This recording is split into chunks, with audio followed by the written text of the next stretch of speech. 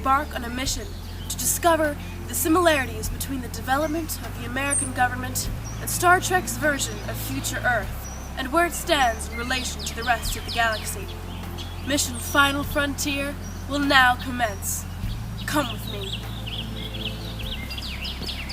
The Revolutionary War began in April of 1775 and ended in September of 1783.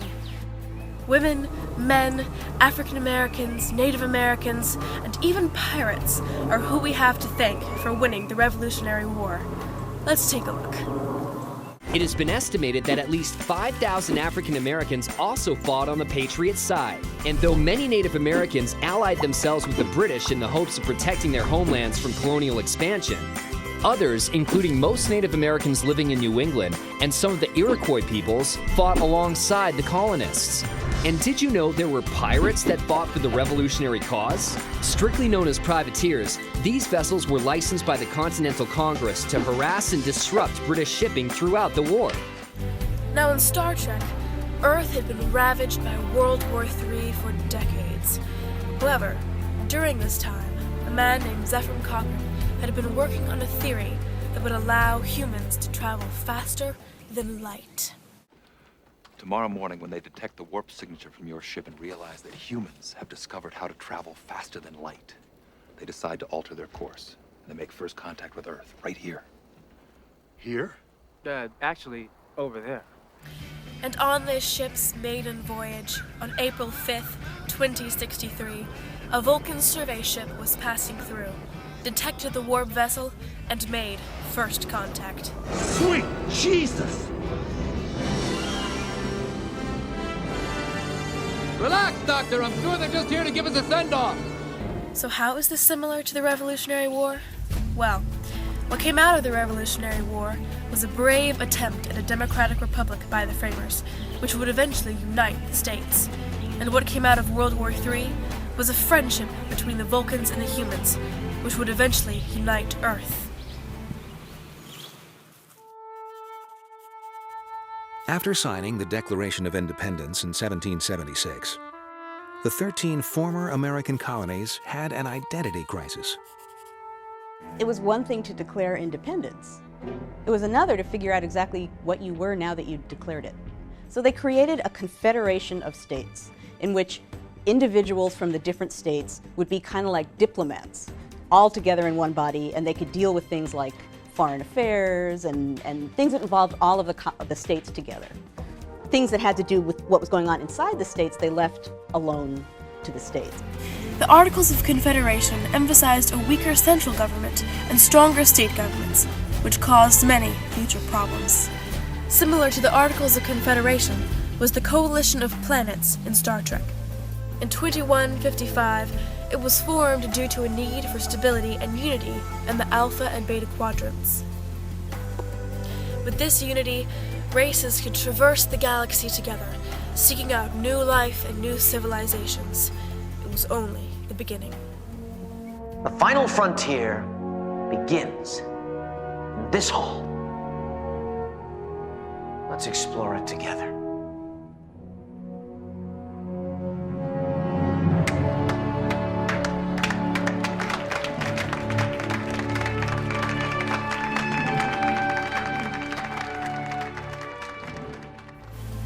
Remember those future problems I mentioned about the articles? Well, we're about to see what some of those issues really were. In fact, the Confederation Congress had so little centralized power, the state delegates often didn't bother to show up to vote. Things came to a head in 1786 with a rebellion of farmers in Massachusetts who didn't want to pay their debts. It was called Shays' Rebellion. It ended up being almost impossible to put down. The Confederation Congress really ended up being unable to do anything, and it led a lot of people to think, maybe we better do something to strengthen the government or everything is going to fall to pieces. It takes a lot of money to start a farm, and many farmers went into debt trying to do so. Some were even put in jail. This sparked Daniel Shay and his band of farmers to liberate the prisoners in the fall of 1786. This rebellion called for the framers to revise the Articles. Between May and September of 1787, the Constitutional Convention convened. With a national currency, the ability to collect taxes, an executive branch, the foundation of a national court system, and much more, the Constitution went into effect in 1788. Shays' Rebellion was the spark for the Constitution, just as the Earth and Romulan War was for the Federation. The Romulans detested the coalition and set out to destabilize the region. Instead, this strengthened the bond between the members of the coalition, and 1 year later, the Federation of Planets was born.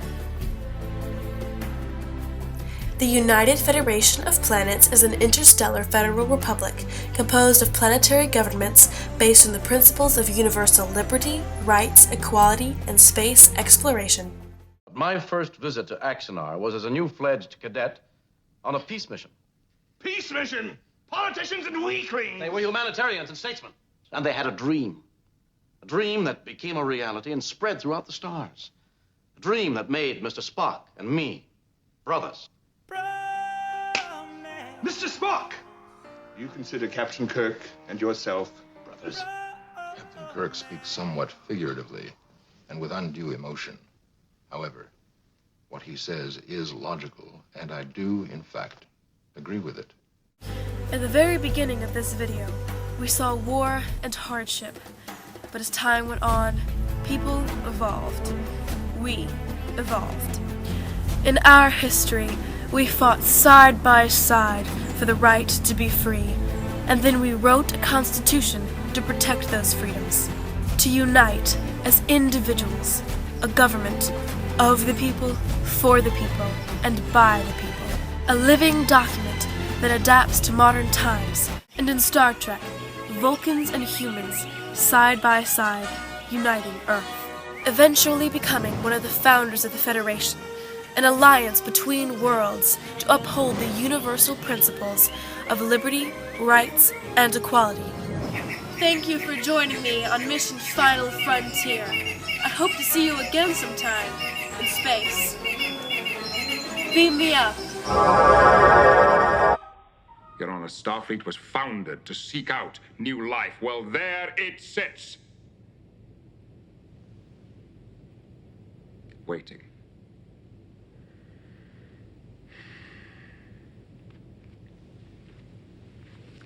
You wanted a chance to make law. Well, here it is. Make it a good one.